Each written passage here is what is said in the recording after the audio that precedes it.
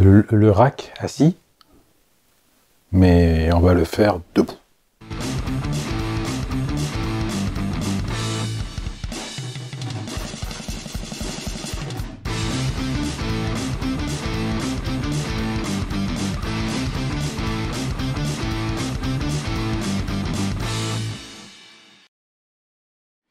Et salut les beaux œufs. Alors je sais pas si vous vous souvenez, la semaine dernière je vous ai présenté un gabarit qui permet de faire des courbes.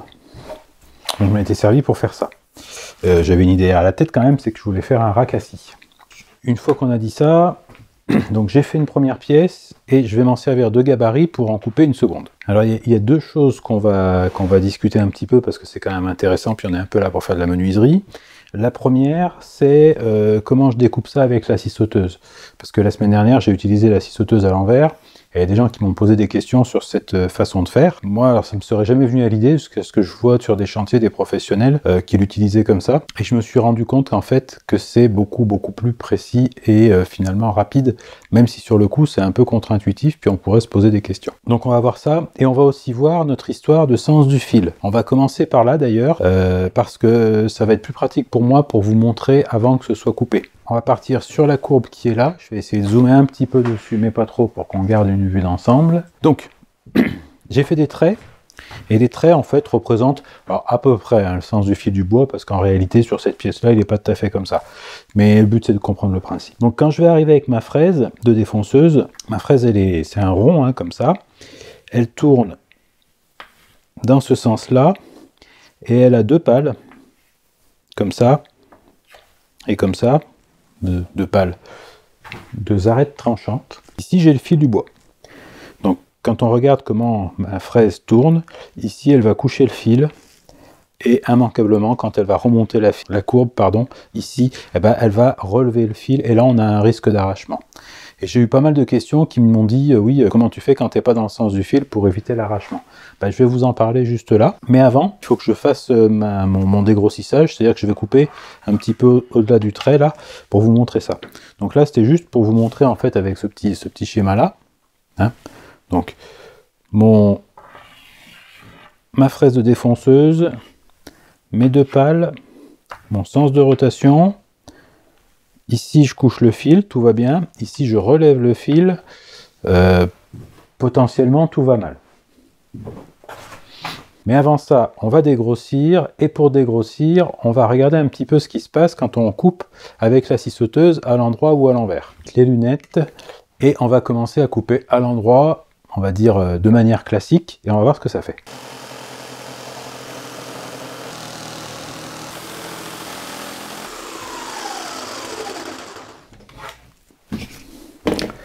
Voilà, donc j'ai coupé à l'endroit.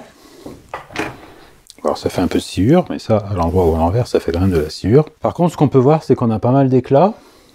Et ce que vous n'avez pas vu, mais que moi je ressens parce que je suis sur la pièce, c'est qu'en fait, c'est difficile de voir le trait quand on coupe comme ça. Donc maintenant, on va couper à l'envers.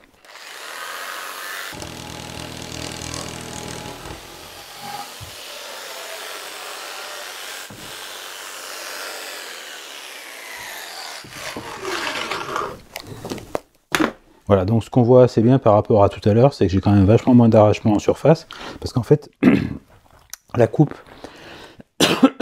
vu comment est faite la lame, si on regarde bien, donc les dents viennent tirer la fibre vers le bas, donc du coup j'ai une coupe en tirant, donc le trait de coupe est vachement plus net. Et l'avantage d'avoir ce trait de coupe très net sur le dessus, c'est que ça permet de vraiment être très précis. Alors là, bon, j'ai fait les deux parce que pour cette coupe-là, on s'en fout un petit peu d'être précis ou pas précis. Mais enfin, ça nous permet de voir quand même que c'est une technique qui est très intéressante pour quand on veut une coupe propre et nette sur le dessus et qu'on veut vraiment bien voir son trait de coupe. Donc c'est quand même plus pratique dans certains cas. Bon, on peut vouloir une méthode, vouloir l'autre, les deux se valent. Pour moi, il y a des situations où une méthode est intéressante et puis il y a des situations où c'est l'autre méthode qui est plus intéressante. Après, il y en a qui m'ont fait tout un pataquès là-dessus dans les commentaires.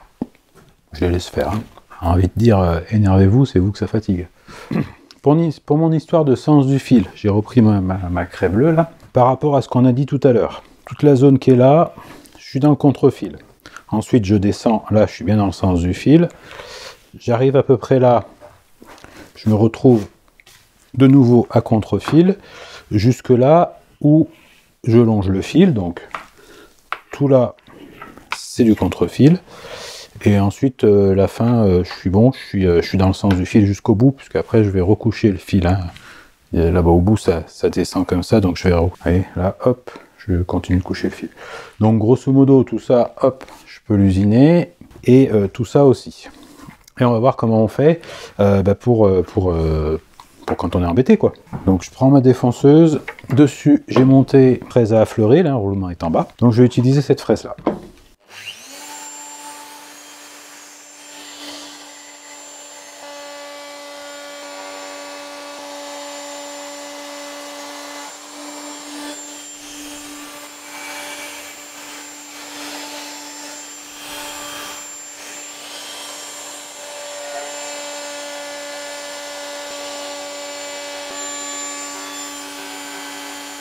Donc là, on voit qu'on n'a pas eu de problème. Et si on fait un petit zoom, voilà, sur cette partie-là, là, on voit qu'on a un petit peu, hein, on commence à avoir éventuellement un petit peu d'arrachement. Donc maintenant, ce que je vais faire, l'astuce, si on peut appeler ça une astuce, hein, parce que je suis loin d'avoir inventé quoi que ce soit.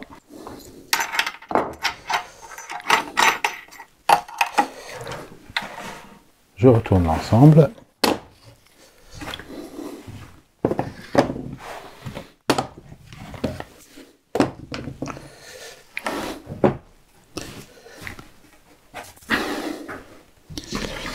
Alors là, bien sûr, le truc, hein, c'est quand même d'être bien soigneux quand on remet son gabarit. Et pour ça, vous n'utilisez pas vos yeux, vous utilisez vos doigts, parce qu'on sent bien les désaffleurs. Moins d'un centième au doigt, on le sent. Hein.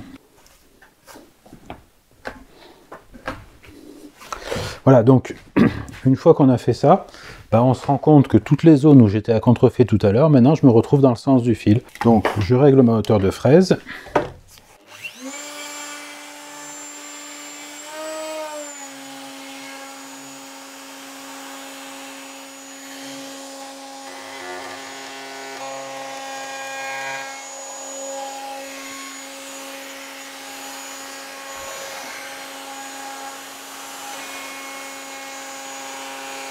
Voilà, résultat des courses, dans ce cas-là, même si j'ai un bois difficile, j'ai aucun arrachement.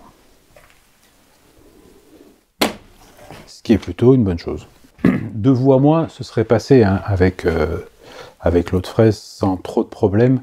Je pense que j'aurais eu très peu d'arrachement parce que c'est une bonne fraise et que le bois, pas trop, c'est un bois qui a pas tendance à faire de l'arrachement. L'érable, pardon, hein, c'est du sycomore. Donc voilà, mais il n'empêche que c'est quand même une technique à connaître. Bon, j'ai raboté quelques planches, je verrai des chutes, enfin... Alors, juste pour info, avant qu'on aille plus loin, je travaille sans plan, hein, un petit peu en mode cascadeur aujourd'hui. Donc, pour les bois que j'ai récupérés, ce sont des bois, j'allais dire, qui sont pas vraiment des bois de première classe. Hein. Vous voyez, là, par exemple, ici, là, j'ai un gros nœud, on le voit bien, voilà. Là, il y a un petit trou, donc ça, c'est un petit trou de verre. C'est pas parce que je dis un gros nœud, un petit trou qu'il faut... Voilà. Non. Premier qui dit titre, il a un gage, il paye la bière à tout le monde. Donc là, bon, c'est pas grave, hein, c'est une petite vrillette, ça, je pense. Donc j'y injecterai un petit peu d'insecticide et puis ce sera bon, quoi. Quand le bois est pas complètement bouffé, ça pose pas vraiment de problème. Le petit peu de finition qu'on peut mettre dans le trou peut les tuer et puis on n'est pas embêté. Même si, effectivement, ça pourrait infester tout le bois, etc. Mais en général, avec la finition, ça les finit. Donc voilà, donc pareil, hein, les autres, bon, ça c'est du bois qui n'avait pas super bien séché. C'est d'ailleurs pour ça que dans certains morceaux il y a des bestioles. Là c'est pareil, ça c'est des morceaux que j'avais écartés, notamment parce que là il y a le cœur. Mais pour ce que je vais faire, on va dire que c'est pas très grave, donc voilà, je garde. Et sur ce morceau-là, on va se retrouver un peu dans la même situation. Mais encore une fois, c'est un meuble d'atelier. Je voulais pas forcément y mettre du super bois très beau. Puis ça me dérange pas, je trouve pas ça... Enfin voilà, pour moi c'est pas rédhibitoire. Au niveau de la conception, je vais juste ranger ça 2 secondes. Donc je l'ai dit, je le redis, je vais mettre en titre. Hein. J'ai pas fait de plan, donc me les demandez pas. Donc au niveau de la conception, je vais avoir mes 2 montants. Donc ils vont pas être comme ça, hein, forcément, ils vont être voilà, comme ça. Donc entre les 2 montants, je prévois 85 à peu près. Voilà.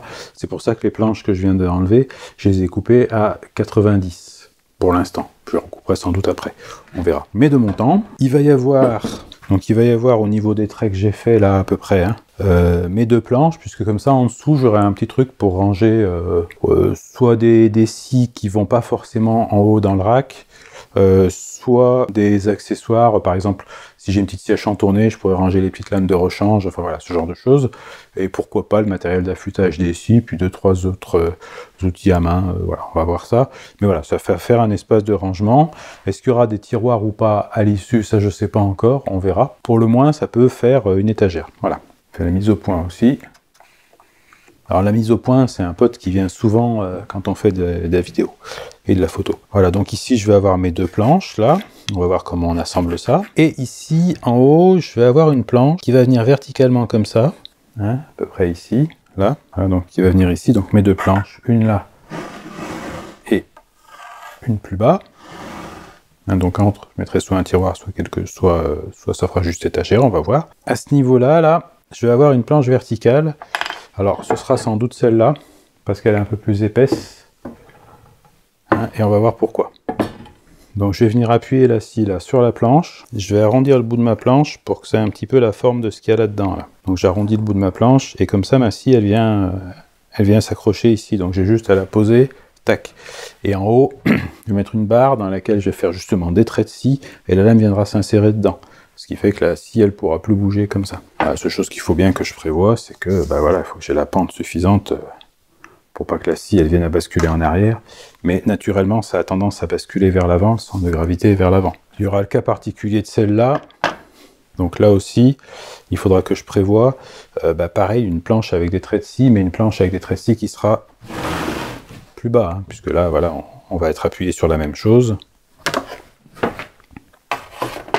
Et là, on va être plutôt là. Sachant qu'il faut que la planche soit assez haute, hein, pour pas que la scie, elle vienne buter ici, sur l'étagère du bas, et qu'elle soit bien en repos sur la planche. Normalement, ça ne devrait pas poser de problème, puisque, théoriquement, on est plutôt par là. Voilà, donc on est un peu plus haut quand même. Voilà, donc ici, on a un espace qui est suffisant là, pour pas que ça bute. Et donc, si on considère que je laisse... Donc ça, c'est quelque chose qu'on peut tester tout de suite. Hein, il suffit de se dire, qu'est-ce qui se passe si je fais ça? Bon, bah, ça n'a pas trop tendance à basculer vers l'arrière. Ça vient bien vers l'avant. C'est surtout ça. Alors, je n'ai pas mis tout à fait où il faut. Mais voilà. Pour aller basculer vers l'arrière, il en faut. Hein. Ce ne sera pas tout à fait aussi évident pour celles-ci, je pense, qui ont un centre de gravité qui est un peu plus en arrière. Mais comme elles sont plus courtes, on devrait pouvoir les faire reposer... encore une fois, sur quelque chose de relativement... Voilà, donc on serait pas mal là. Donc je vais tracer tout ça. Bon, pour le tracé, il n'y a pas grand chose à dire. Du coup, voilà, je fais mon tracé, puis je reviens vers vous après. Hein. Pour l'assemblage qui est ici, je pense que je vais faire deux tenons carrés, un au bout des planches, là. Et puis là, je vais faire une petite rainure, disons 2-3 mm de profondeur, je vais vous expliquer après pourquoi. Et les tenons seront traversants, parce qu'on fait un truc un petit peu rustique, comme ça c'est sympa. Donc j'ai tracé, et j'ai pris tout ce dont on allait avoir besoin. Donc j'ai pris des ciseaux à bois, voilà, si je ne jette pas par terre c'est mieux. J'ai pris un tranchet. Donc, pour tracer, j'ai utilisé le Trusquin, je ne reviens pas trop dessus. J'ai pris deux scies. Alors c'est des scies à queue d'aronde, mais les coupes qu'on va faire, même si c'est pas pour des queues d'aronde, c'est les mêmes que pour des queues d'aronde, puisqu'on a des coupes verticales courtes et des coupes horizontales assez courtes aussi, donc elles vont aller bien ces deux scies là. Sachant que la différence entre ces deux scies à queue d'aronde, c'est qu'il y en a une, donc celle-ci qui est en cross-cut, hein, en tronçonnage, et celle-ci qui est en délignage, donc en rip-cut. Bon, les deux termes, je sais bien qu'on parle français, mais comme vous trouverez les deux quand vous allez chercher et que les outils à main sont quand même plus faciles à trouver chez nos amis anglo-saxons. Voilà. Donc j'ai fait mon tracé, je vais vous montrer ça. Donc quand vous faites ce genre de tracé, ce que je vous conseille, c'est de ne pas dérégler le Trusquin, c'est-à-dire que j'ai utilisé le Trusquin soit dans ce sens-là, soit dans celui-ci, et bien sûr, sur mes deux planches et au deux bouts de mes deux planches, quand j'ai fait celui-ci, vous voyez, je l'ai fait sur toutes les planches. Après, pareil pour celui-là, et puis pareil pour celui-ci. Celui-ci, il est exactement de l'épaisseur des joues, mais on va voir que même en le faisant exactement de l'épaisseur des joues, le tenon va dépasser 3 mm à peu près à l'extérieur, hein, c'est ce que je souhaite. Si je le souhaite pas, je peux toujours le recouper. Tout simplement parce que on va faire une gorge pour rentrer l'étagère à l'intérieur de la joue. Là, on va faire des tenons, ça veut dire qu'on va supprimer cette partie, cette partie, cette partie. Je ne sais pas si vous voyez bien sur la vidéo. Là, si je repasse, là, c'est une bonne méthode si vous voyez pas bien le trait du Trusquin. Voilà, donc là, je pense qu'on voit bien ce qu'on va retirer. Alors, pour retirer cette partie-là, théoriquement, on utilise une petite scie à chantourner. Moi, j'en ai une, mais elle va pas faire l'affaire, hein, parce qu'elle accepte des lames vraiment très très fines. Et donc, je galère pas mal, en fait, pour faire ce genre de travail. Du coup, je vais être obligé de bûcher au ciseau à bois. Donc, la première chose que je vais faire, c'est repasser en appuyant assez fortement sur le trait du Trusquin. On va voir qu'on va en avoir besoin. Alors, j'appuie aussi ici... Enfin ici, je veux dire, même si théoriquement je ne devrais pas, je m'en fous parce que ça va être caché. Et la première chose que je vais faire, c'est faire ce que Celler appelle un knife wall. Ça, puis on va voir après à quoi ça sert. Alors, dans ce dont j'ai besoin, donc il y a les presses, ciseaux à bois, etc., etc. Et là, sur la droite, même si c'est hors champ et que vous ne le voyez pas, j'ai mis mes pierres à affûter parce que vous allez voir que quand on bûche, on réaffûte fréquemment les ciseaux. Donc pour mon histoire là, de knife wall, ce que je viens faire ici, là, c'est que... Voilà, je viens taper, donc, pour être précis, hein, je me cale dans le trait du Trusquin. C'est-à-dire que je viens avec mon ciseau comme ça, et hop, je me mets dans le trait du Trusquin, j'ai pas besoin de voir où je suis, ça se met tout seul.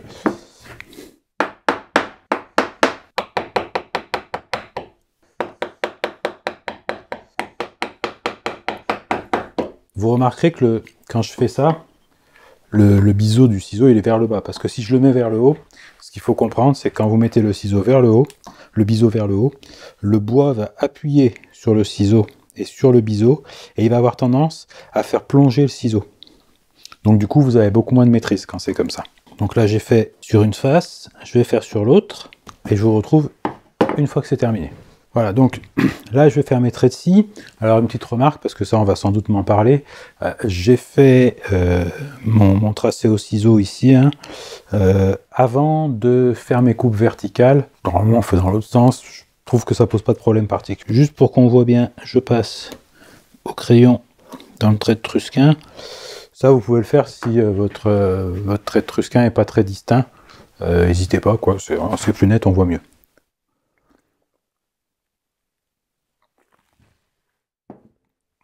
Et donc je vais prendre ma scie à queue ronde. Donc là je prends la rip cut, hein, je suis dans le sens du fil, je vais descendre. Et je vous rappelle la règle que j'applique, je ne scie que là où je vois. Donc je vais marquer ici sur l'avant, je me situe juste à l'extérieur de mon trait de Trusquin. L'objectif pour moi, c'est de laisser un tout petit peu de matière, idéalement moins d'1,5 millimètre, de manière à pouvoir reprendre au ciseau pour avoir un bord parfaitement droit après. C'est le même principe que quand on avait fait les queues d'aronde pour le pedalboard. Alors les scies en rip cut, elles sont généralement assez agressives. Si vous trouvez que c'est trop compliqué d'amorcer la coupe proprement, ce que vous pouvez faire, c'est prendre la scie en cross cut, qui aura plus de mal à descendre dans le bois.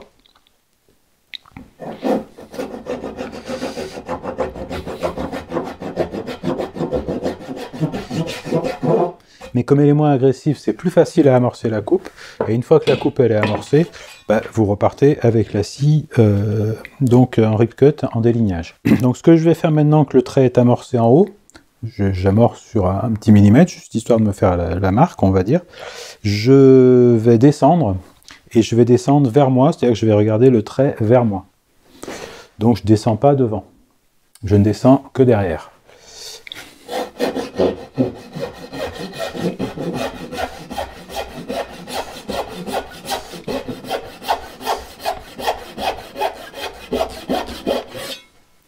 Et je m'arrête pile là où il faut, un tout petit chouïa en dessus de mon trait final, on va dire. Hein.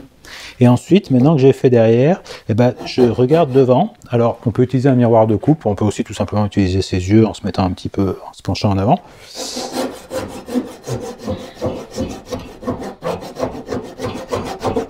Donc, je descends à peu près hein, jusque devant, voilà. Et une fois que je suis descendu, je reviens à l'horizontale. puisqu'en fait là au milieu je me retrouve avec un triangle un peu comme ça, hein. Donc je le descends pour pas être embêté après.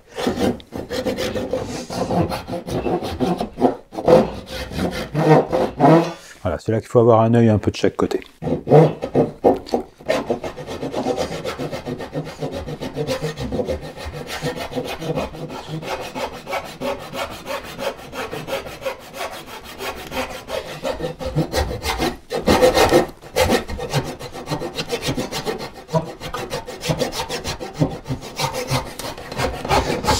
Toujours un petit peu compliqué de scier droit quand on déligne.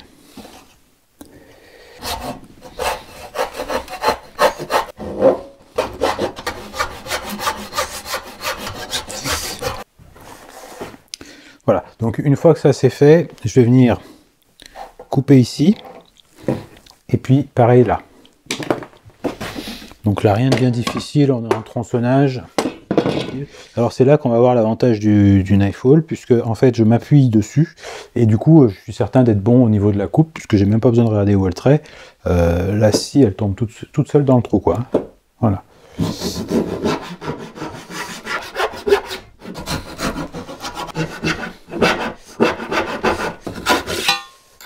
Voilà, on est loin d'être parfait. Du coup, ce que je fais, c'est que là, je viens prendre mon ciseau et je vais venir corriger un petit peu.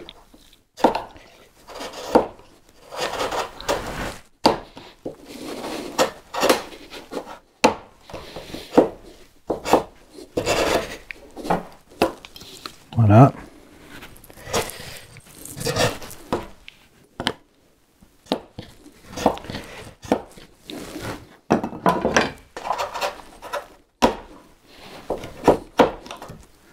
On va avoir quelque chose de clean, hein. Je sais pas si on voit, mais voilà, c'est propre en tout cas.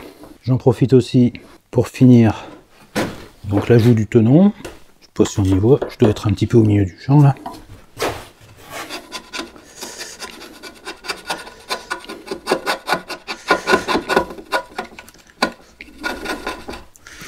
Voilà, donc là on voit encore un tout petit peu le trait noir, donc c'est que vraiment on n'est pas trop mal, hein. Voilà, pour avoir un bord tenant impeccable. Donc je fais l'autre côté et je vous retrouve après pour le milieu.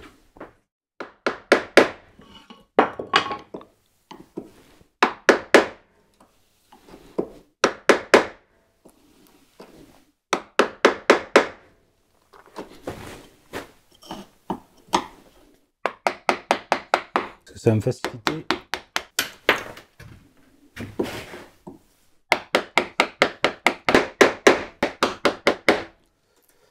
Alors, au cas où il y a des rageux là qui m'expliquent que je masque des choses, je voulais montrer le début de ça dans la prise de vue et j'ai pas réussi. Donc je vais retourner la planche et je vous ferai le début après, puis je le remettrai dans l'ordre montage.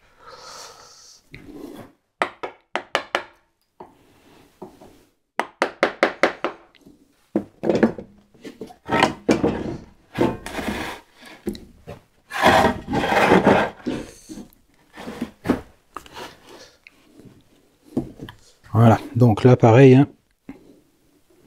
Je me mets dans mon trait de Truskin de tout à l'heure, ou de trancher, ça dépend comment on voit les choses.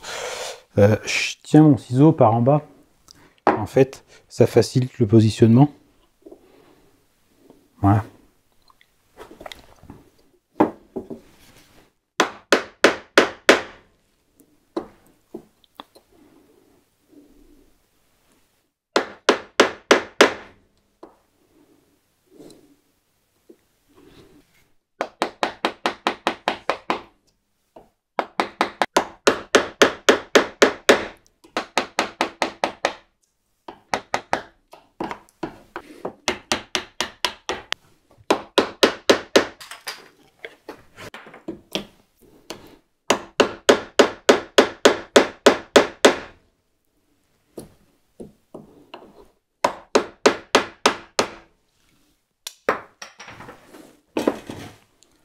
Voilà, donc là on voit que le fond de coupe n'est pas super propre, ce qui est normal. Donc du coup,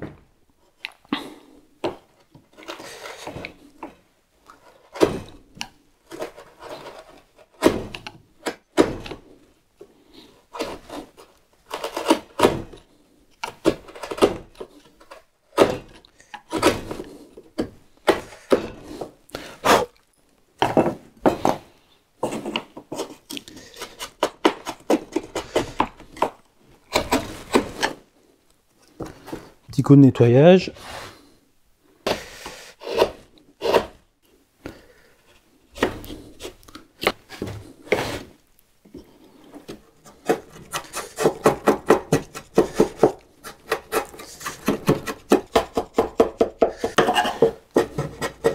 Voilà, donc ici par exemple, alors je sais pas si on voit bien parce que c'est vraiment petit, mais là on voit encore le trait, et donc je suis pas tout à fait dessus, hein. Donc je viens de récupérer comme ça, et ensuite je fais descendre mon ciseau bien vertical.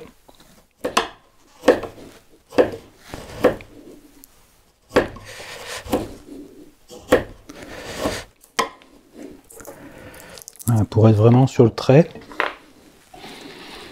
Et je me sers de la planche du ciseau. Bon, alors là, on ne voit pas parce que je suis de l'autre côté, mais en fait, c'est comme si je me mettais là et je me servais de la planche du ciseau, hein, en regardant ici, comme ça, là, pour voir si la joue de mon tenon, elle est bien plate. Alors, je chipote un petit peu, mais après, les assemblages, ils ont la précision qu'on y met, hein.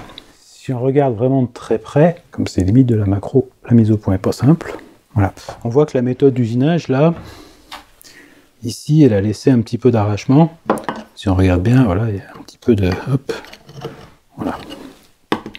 Parce que c'est quand on est venu couper. C'est pour ça qu'on coupe en fait des deux côtés à la fois. Et c'est pas très important parce que ça va se retrouver perdu dans une rainure et ça sera complètement invisible, cette partie-là. Voilà, bah j'en ai encore deux autres à faire comme ça. Donc je vais les faire, puis je vous retrouve après. Mes tenons sont terminés. Alors bon, voilà. Pour du travail à la main, c'est correct.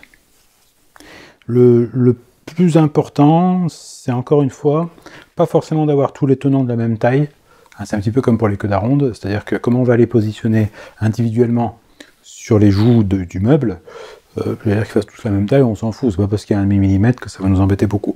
Par contre, il faut que ce soit bien d'équerre, parce que si c'est pas d'équerre, quand vous allez rentrer, soit vous allez être obligé d'élargir la mortaise, hein, si vous êtes un petit peu comme ça sur le tenon, ouais, si le tenon est un peu en forme de queue d'aronde, pour rentrer, on va être obligé d'élargir la mortaise, après vous allez avoir du jeu, ou alors ça va être dans l'autre sens, et pour rentrer, pareil, vous serez obligé d'élargir la mortaise en sortie, et dans ce cas-là, à l'extérieur, vous allez voir un jeu qui va pas être joli non plus. Voilà. Donc, maintenant qu'on a fait ça, on a 8 tenons. Bon, il n'y a pas vraiment de secret, il va falloir 8 mortaises, quoi.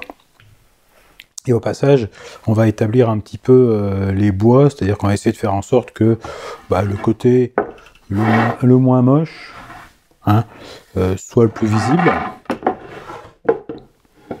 Voilà, donc je pense que ça va être mon dessus, oui. Ou quelque chose comme ça, oui. Ça va être un dessus.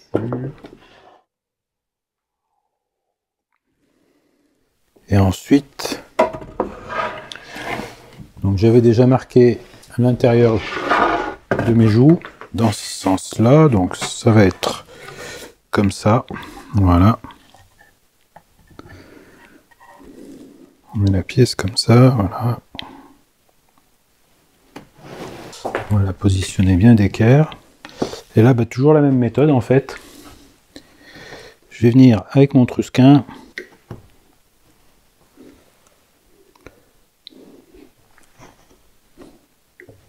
Avec mon trusquin.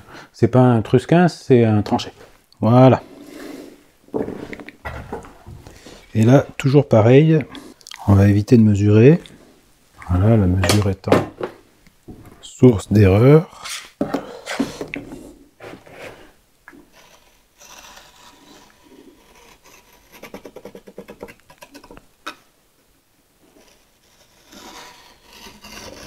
Donc, je sais pas si on voit bien. Monter un peu les ISO. Donc, je me contente de venir marquer, voilà, avec le tranchet en étant bien proche de l'arête.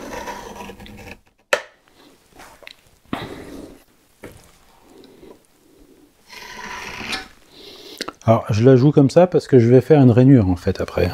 Et à la limite, pour marquer le bout, je peux procéder de la même façon, hein, c'est-à-dire que tac, je me mets bien par rapport à l'arrière, là, hop.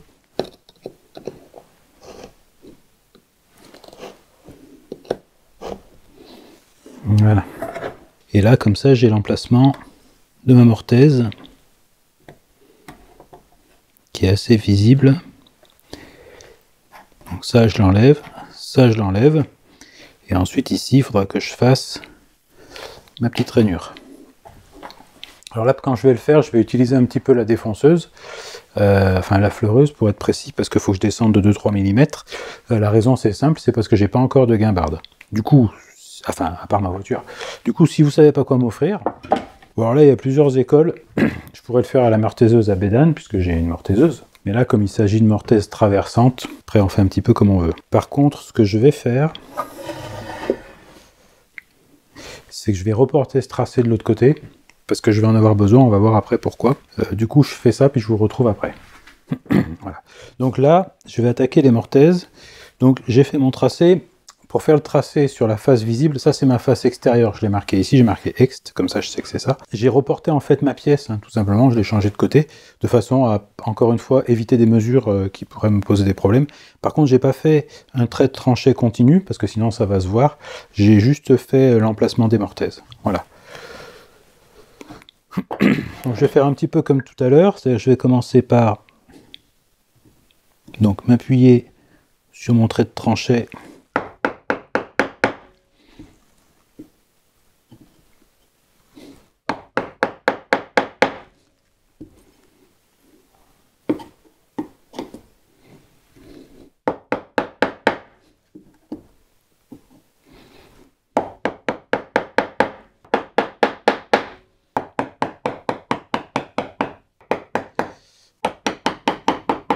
Voilà, donc je vais faire l'autre, après je retourne la planche, je fais de l'autre côté, et je vous retrouve après. Donc maintenant, pour accélérer un peu le travail, je prends la perceuse, donc là, je vais faire des trous, je suis côté parement, là, donc c'est le côté qui sera visible, comme ça, si j'ai des éclats, éventuellement, ils seront de l'autre côté, donc plus discret quand même, et puis de toute façon, il y a un martyr dessous, et j'ai mis une presse ici, pour bien serrer, pour éviter les éclats.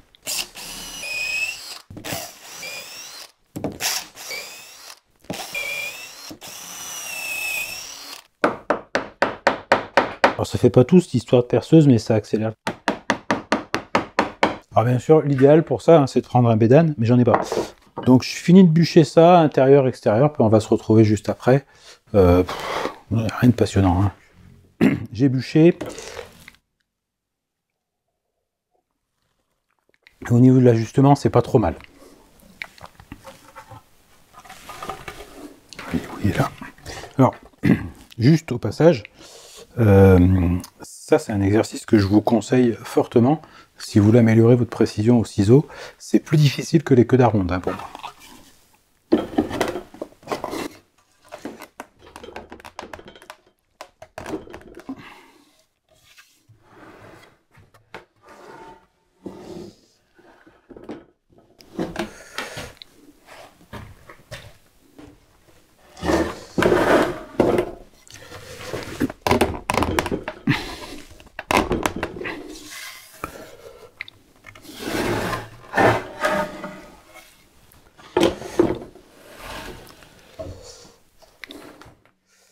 Voilà. Donc c'est pas parfait.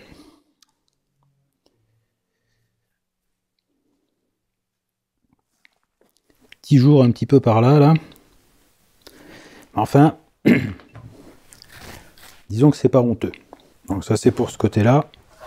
Et pour l'autre côté, donc j'ai plus qu'à faire ma rainure arrêtée là, qui aura la forme de cette planche là, qui permettra d'éviter en fait qu'on voit ici, alors je sais pas si je vais pouvoir vous le montrer, mais qu'on voit le jour en fait qui est là et qui est pas forcément très joli. Bon là ça va, mais quand même. Voilà, donc je vais rentrer encore 2-3 mm, ce qui fait que de l'autre côté, donc les tenons vont dépasser un petit peu et je vais les biseauter sur les côtés. Donc bien que ce soit le même bois, là il a un petit peu mal séché celui-ci, mais c'est un petit peu plus foncé et la finition elle fait ressortir ça. Donc on aura un petit contraste ici qui vaut ce qu'il vaut. Voilà. Je pense que je mettrai un tout petit peu de sciure. Alors le jour qui est là, il fait, je sais pas, peut-être un quart de millimètre, quelque chose comme ça. Mais ça suffit à ce que ça se voit. Il faudra que je sois un petit peu plus soigneux pour les autres. Elle n'est pas tout à fait celle-là. Ce sera mieux la prochaine fois. Du coup, qu'il se fait tard quand même, et que je pense que cette vidéo aura déjà duré pas mal de temps, je vais vous laisser là. La semaine prochaine, on verra ce qu'on fait en haut, au niveau notamment des queues d'aronde pour l'assemblage, et puis le profil qui va nous permettre d'assembler tout ça, etc. Je ne sais pas si je l'aurai fini la semaine prochaine, mais on devrait déjà bien avancer.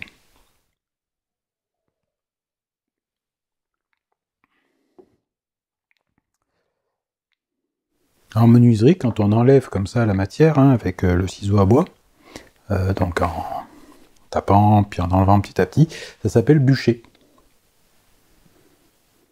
Voilà. C'est un terme qui est resté finalement dans le langage de tous les jours.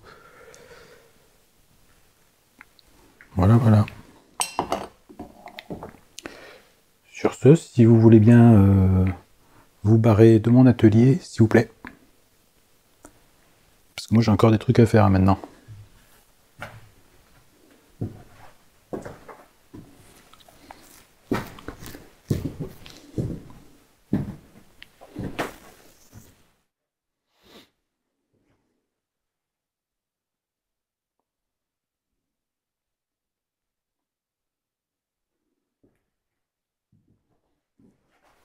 Oh, c'est fini.